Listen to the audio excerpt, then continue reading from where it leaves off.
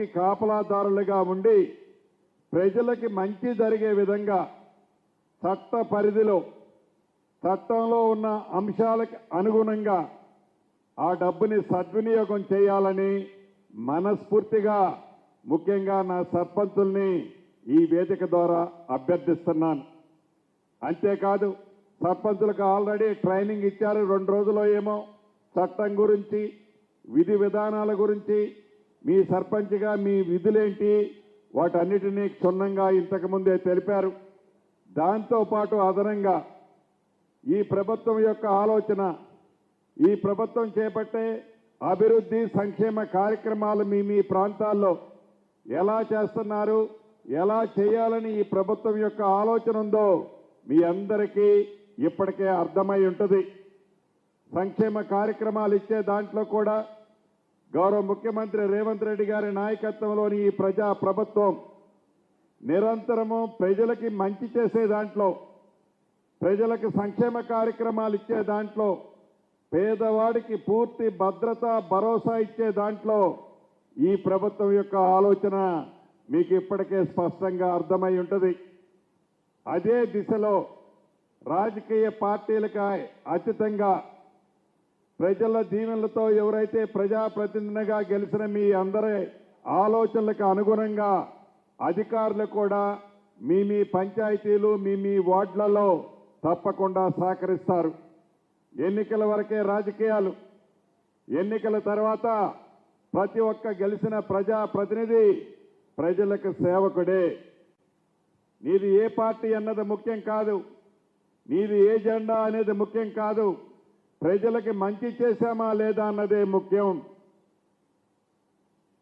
దాన్ని అధికారులు కూడా మీ పరిధిలో ఉన్న ప్రజాప్రతినిధులకి మంచి సూచనలు సలహాలు ఇస్తూ ప్రభుత్వం యొక్క ఆలోచనలకు అనుగుణంగా ఆ గ్రామ పంచాయతీలు ఆ వార్డులలో అభివృద్ధి విషయంలో ఇంకా కొత్తగా ఎన్నుకోబడిన నా ఆడబిడ్డలు చాలామంది ఉన్నారు, పాత వాళ్ళు కూడా ఉన్నారు. తప్పకుండా వాళ్ళతో నిరంతరము సంప్రదిస్తూ మంచి కార్యక్రమాలని ప్రోత్సహించే దాంట్లో అధికారులు కూడా సహకరించాలని ఈ వేదిక ద్వారా వారిని కోరుకుంటున్నాను. అంతేకాదు వచ్చింది వేసవికాలం. ఈ వేసవికాలంలో తాగునీరు సమస్య ఉంటుంది. ఈ తాగునీరు సమస్యను కూడా ప్రత్యేకమైన శ్రద్ధతో ఏ వీధిలో కూడా ఏ డివిజన్లలో కూడా ఏ గ్రామ పంచాయతీలో కూడా తాగునీరు సమస్య లేకుండా ఉండే విధంగా అధికారులతో పాటు కొత్తగా ఎన్నిక కాబడిన ప్రజాప్రతినిధుల సహకారంతో ఇటువంటి ఇబ్బంది ఎక్కడా రాకుండా ఉండే విధంగా అధికారులు వారికి సూచనలు మంచి సలహాలు ఇవ్వాలని కూడా కోరుతున్నాను. గౌరవ జిల్లా కలెక్టర్ గారిని కూడా ఆదేశిస్తున్నాను. ఏదైతే గ్రామ పంచాయతీలకి డబ్బు చాలా ఎక్కువగా వచ్చిందో ఆ డబ్బుని ప్రాపర్గా సద్వినియోగం అయ్యే విధంగా ఒక స్పెషల్ టీమును కూడా పెట్టి గతంలో టీము సరిపోకపోతే వర్క్ని బైఫర్కేషన్ చేసుకొని ఆ గ్రామ సర్పంచులకు కూడా వారికి పూర్తి అవగాహన లేకపోతే అవగాహన కల్పించి ఆ సొమ్ముని ఆ పేదవాళ్ళకి మంచి జరిగే కార్యక్రమాలకు ఉపయోగించే విధంగా చర్యలు కూడా చేపట్టాలని కలెక్టర్ గారిని కోరుకుంటున్నాను. అంతేకాదు ప్రజాప్రతినిధులుగా మనం ఏదైతే ఉన్నామో నిధులు ఒక్కటిస్తేనే కాదు, ఏ గ్రామానికి పోయినా ఏ డివిజన్కి పోయినా నన్ను కానీ మిమ్మల్ని కానీ అడుగుతుంటారు. ఈ రోడ్డు వేయలేదనో ఈ డ్రైన్ కట్టలేదనో ఈ మంచినీరు ఇలేదనో సమస్యలు ఉండటం సర్వసాధారణం. ఎందుకంటే ఇది ఈ రోజు వచ్చిన సమస్య కాదు. గడిచిన కొన్ని దశాబ్దాల నుంచి ఆ గ్రామాల్లో కొన్ని సమస్యలు ఉంటాయి. కొన్ని డబ్బుతో ఖర్చు పెట్టి సమస్యలు పరిష్కరించే ఉంటాయి. కొన్ని డబ్బు కంటే మన బుర్రను పెట్టినట్లయితే ఆ సమస్యలు పరిష్కారం అవుతాయి. డబ్బుతో సమస్యను పరిష్కరించేదాన్ని నిధులు ఖర్చు పెట్టి అంత సఫిషియెంట్ నిధులు లేకపోయాయని మనం ఖాళీగా ఉండటం కాదు, దాన్ని బుర్రను ఉపయోగించినట్లయితే ఆ సమస్యకి పరిష్కారం దొరుకుద్ది. ప్రతి గల్లీకి పోయినప్పుడు నాకు ఈ సిమెంట్ రోడ్ అడగటమో నాకు ఈ డ్రైన్ అని అడగటమో సర్వసాధారణం. అవి అవసరమే, వారు అడిగేది తప్పు కాదు, నిజం కూడా. కానీ దాంతోపాటు చిన్న చిన్న రిపేర్లు, మంచినీరు విషయం ఉంటుంది, ఎలక్ట్రికల్ విషయం ఉంటుంది, డ్రైనేజ్ విషయం ఉంటుంది. ముఖ్యంగా డ్రైనేజ్ విషయానికి వచ్చినప్పుడు మనం చూస్తుంటాం, సిమెంట్ రోడ్డు నీట్గా వేస్తాం. ఈ సిమెంట్ రోడ్డు ఒక 1/2 కిలోమీటర్ పొడుగుంటే 2 పర్యాయాల్లోనో 3 పర్యాయాల్లోనో ఆ రోడ్డు వేసి ఉంటాం. దానికి 2 పక్కల డ్రైన్కు 4 సార్లు 4 విడతల్లో కట్టుంటాం. ఆ డ్రైన్ కట్టినప్పుడు ఒకసారి ఒక లెవెలు, ఒకసారి ఒక లెవెలు, ఒకసారి ఒక లెవెలు కడతాం. అటు ఇటు ఎత్తుకుంటుంది, మధ్యలో డౌన్ ఉంటుంది ఆ డ్రైను.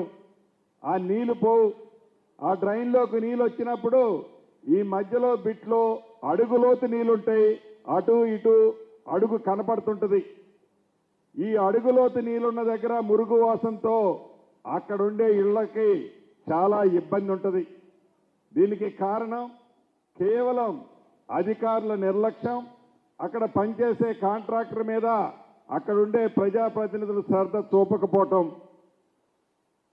అటువంటి పరిస్థితులు రాకుండా ఉండే విధంగా ఏ డబ్బైతే మనం ఖర్చు పెడుతున్నామో, ఏ డబ్బైతే ప్రజలకు సద్వినియోగం కావటం కోసం, మీ గ్రామాల్లో మంచి పేరు సంపాదించడం కోసం మీరు తాతాలాడి పని చేస్తున్నారో, ఇటువంటి చిన్న చిన్న పొరపాట్లు జరగకుండా చూసుకుంటే తప్పకుండా మీకు, ఈ ప్రభుత్వానికి, అక్కడ పనిచేసే అధికారులకి మంచి పేరు వస్తుందని కూడా ఈ వేదిక ద్వారా నా ప్రజాప్రతినిధులందరినీ కోరుకుంటున్నాను.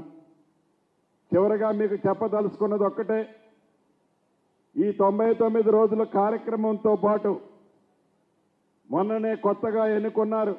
మీరందరూ ఇంకా 4 సంవత్సరాల 9 నెలలు, 4 సంవత్సరాల 10 నెలలు ఉంటారు. ఈ 4 సంవత్సరాల 10 నెలలు నిరంతరము చేసే కార్యక్రమాలు ఇవి.